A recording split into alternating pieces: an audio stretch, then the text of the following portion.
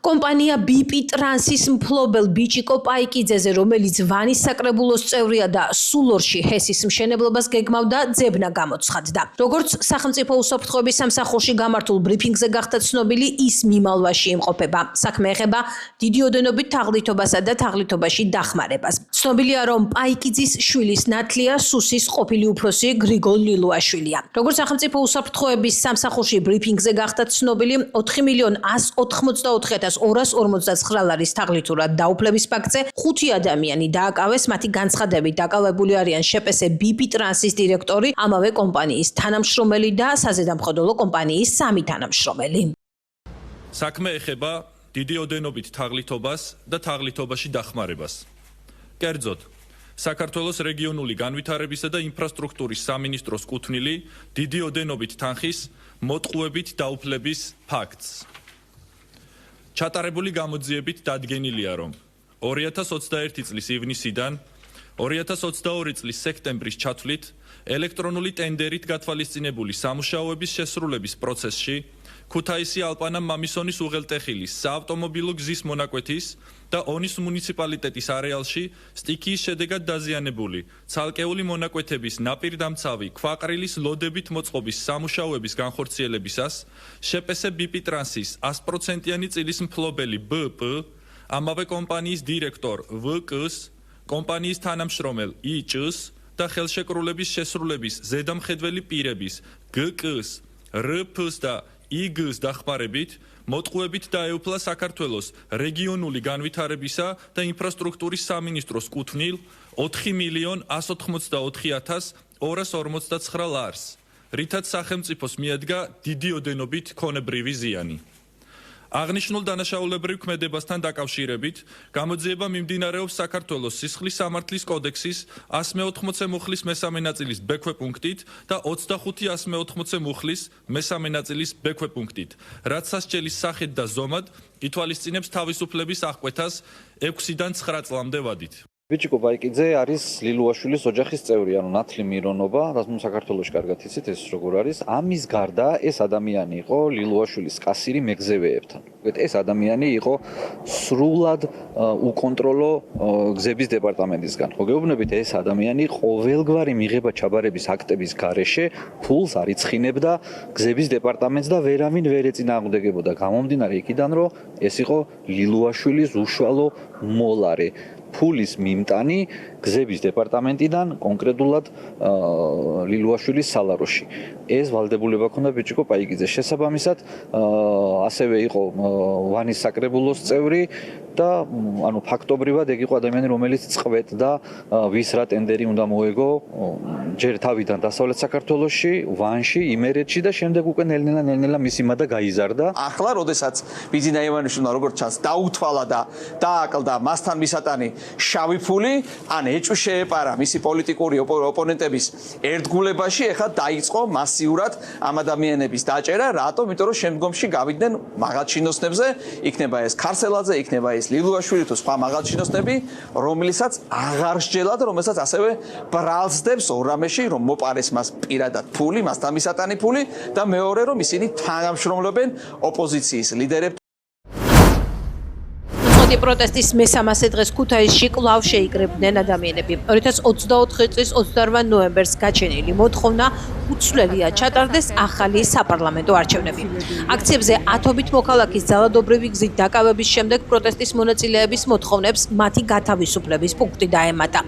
ცნობისათვის გასული წლის 28 ნოემბერს დედაქალაქში 10,000-ობით ადამიანი შეიკრიბა მას შემდეგ, რაც ქართული ოცნების მთავრობის პრემიერ-მინისტრმა ირაკლი კობახიძემ თქვა, რომ მომდევნო 4 წლის განმავლობაში აღარ დააყენებენ ევროკავშირში გაწევრიანებისათვის საჭირო მოლაპარაკებების გახსნის საკითხს. ვფიქრობ, დღეს ქართული ოცნების მომხრეებიც კი ფიქრობენ, რომ ცვლილებები არის საჭირო. განსაკუთრებით იმ ცვლილებების ფონზე, რომელიც თავად ქართულ ოცნებაში ხდება. ხო, ძალიან ბევრი ასე რომ ვთქვათ, გადაჯგუფება მიმდინარეობს, ადამიანებს უშვებენ სამსახურიდან, რომლებიც სხვადასხვა პიროვნებებთან არიან დაკავშირებული. ანუ თავად ქართული ოცნების წიაღშიც ადამიანებმა უბრალოდ იმის გამო რომ დაკავშირებულები არიან სხვადასხვა ყოფილ თანამდებობის პირებთან დაკარგენ სამსახური. გაცილებით მეტი დაკარგეს, ვიდრე მაგალითად დავკარგეთ ჩვენ ამ პროტესტზე მდგომმა ადამიანებმა, ხო? შეიძლება ითქვას, რომ ეს ცვლილებები საჭიროა მათ შორის ქართული ოცნების ყოფილი ან არსებული მხარდამჭერებისთვისაც კი. და საქართველოსთვის, აი ქვეყნისთვის აუცილებელი მოცემულობაა ცვლილებები, იმიტომ რომ დემოკრატია ეს არის ცვლილება თავად. და არ შეიძლება რომ მუდმივად ერთი და იგივე ძალა, რომელიც მით უმეტეს რომ უხვევს კონსტიტუციურ წყობილებას, კონსტიტუციურ მიზნებს, დემოკრატიულ ასე პრინციპებს და საზოგადოებას უპირისპირდება, არ შეიძლება რომ ეს ძალაუფლებაში მყოფი ეს ძალა დარჩეს დიდხანს. ცვლილებები არის აუცილებელი. ცვლილებები ზოგადად არც უნდა გვეშინოდეს.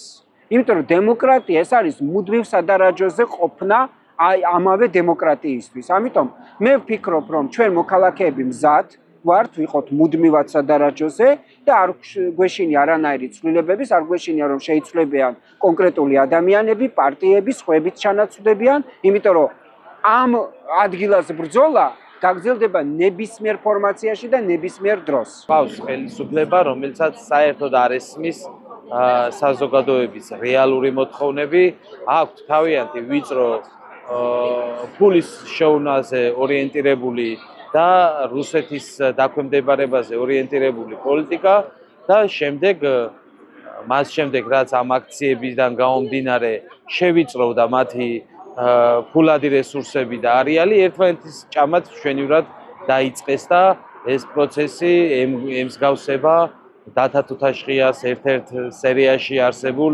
ვირთხების გადარჩევის პროცესს, ვინ გადარჩება ამ ვირთხებიდან, რომელიც შეჭამენ ერთმანეთს, იმაზე არის დამოკიდებული დანარჩენი ვირთხების ბედი, სად აღმოჩნდებიან და რამდენი წლით და რამდენი ფულის მოტანა მოუწევთ ბატონისთვის. ჩვენ ვხედავთ ახლა რეალურად ორ საქართველოს. ერთი საქართველო ეს არის თავისუფლების მოყვარე, ენთუზიასტი, დამოუკიდებელი ქვეყნის შენებისკენ ორიენტირებული ადამიანები და მეორე საქართველო ეს არის კორუმპირებული ბანდიტური დაჯგუფებების და ქურდული გარჩევების მოტრფიალე ადამიანები, რომელთაც არც მორალური, არც პატრიოტული რეალური წითელი ხაზი არ გააჩნიათ. ეს მოგვიტანა ამ სამასმა დღემდე.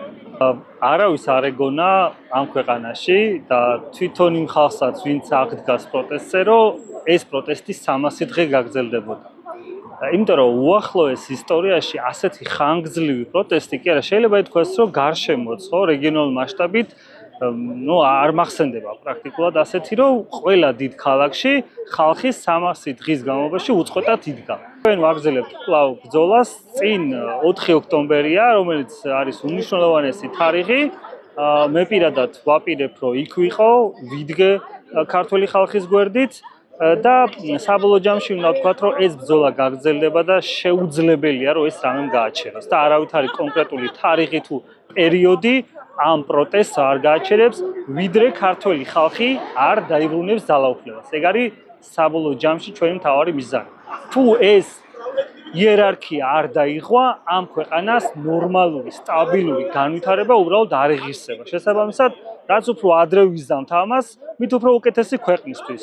გაგვიჭირდება, რა თქმა უნდა, მაგრამ შეუძლებელი არაფერია. 300 დღე არის უწყვეტი პროტესტი მიმდინარეობს ძალიან ბევრ ქალაქში და მათ შორის ქუთაისშიც.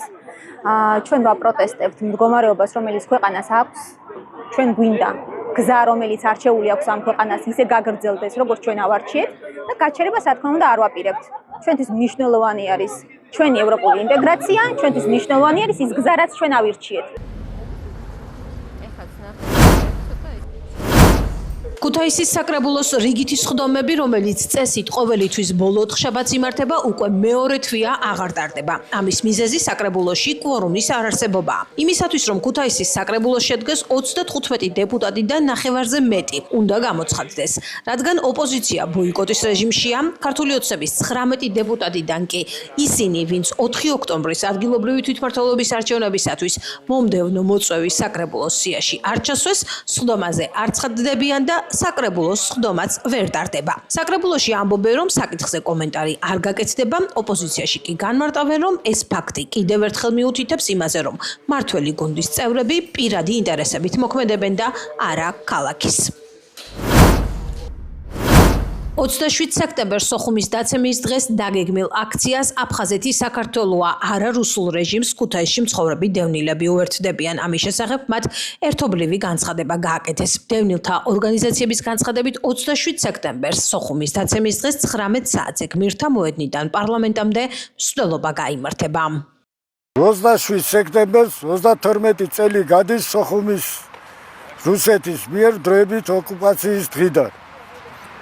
ეს არის დღე, რომელიც მთელ საქართველოს უნდა გვახსოვდეს. რას ნიშნავს რუსეთთან პირისპირ მარტო დარჩენა და რამ ვერპლი გავიღეთ თავისუფლების და დამოუკიდებლობისათვის. დღეს საქართველოში ძალაუფლება აქვს მიტაცებული ძალას, რომელიც ომის დაწყებას საკუთარ სამშობლოს აბრალებს. ხოლო მის ეროვნულ გმირის გიორგი ანწუხელიძის წამებლებს, კვლელებს ბოდის უხდის. რითაც შეურაცხყოფს ჩვენ გმირ ჯარისკაცების ხსოვნას, მათ გაღებულ მსხვერპლსა და ოჯახებს. ამიტომ ქუთაისი ქალაქი, რომელიც 300 დღეა არის ნაწილი საქართველოს ისტორიაში უპრეცედენტო წინააღმდეგობის მოძრაობისა, უერთდება 27 სექტემბერს დაგეგმილ შეკრებას გმირთა მემორიალთან 7 საათზე. ჩვენ გვახსოვს ვინ არის მტერი, გვახსოვს გმირები და მათი დაწყებული ბრძოლას თავისუფლებისა და დამოუკიდებლობისათვის მივიყვანთ ბოლომდე.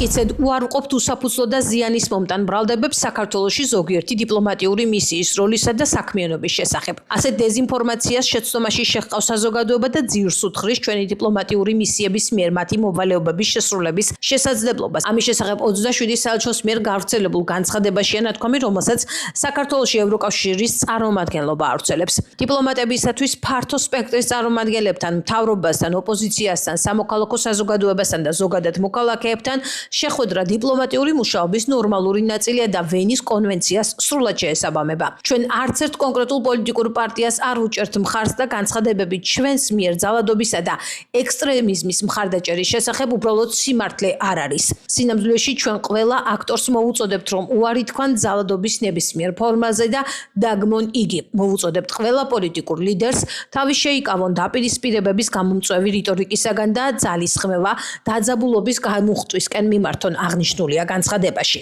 ამ განცხადებას საქართველოში ევროკავშირის წარმომადგენლობა ავსტრიის, ბელგიის, ბულგარეთის, ხორვატიის, ჩეხეთის, კვიპროსის, დანიის, ესტონეთის, ევროკავშირის, ფინეთის, საფრანგეთის, გერმანიის, საბერძნეთის, ირლანდიის, იტალიის, ლატვიის, ლიეტუვის, ლუქსემბურგის, ნიდერლანდების, ნორვეგიის, პოლონეთის, პორტუგალიის, რუმინეთის, სლოვენიის, ესპანეთის, შვედეთისა და დიდი ბრიტანეთის საელჩოების სახელით ავრცელებს.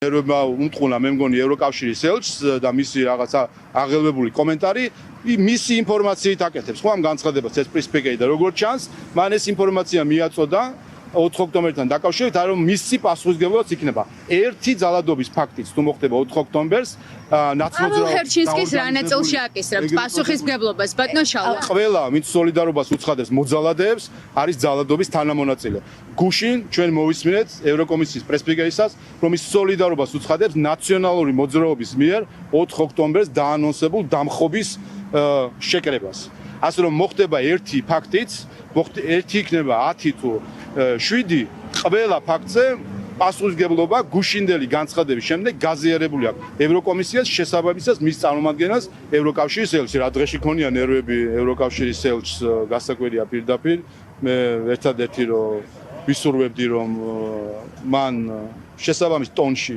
ისაუბროს ჟურნალისტებთან მე არანაირი მოლოდინი მის ბატონი პეტერის მიმართ არ მაქვს მას აქვს პირადი აგითხათ თავის პირადი დამოკიდებულება ქართული ოცნების და მისი ამომრჩევლის მიმართ. ასე რომ ამას ჩვენ ვერ შევცვლით. ელჩის ამოცანა არის რომ იყოს ხიდი ხელისუფლებებს შორის. ნაცვლად ამისა, მან დაწვა ყველა ხიდები საქართველოს ხელისუფლებასთან.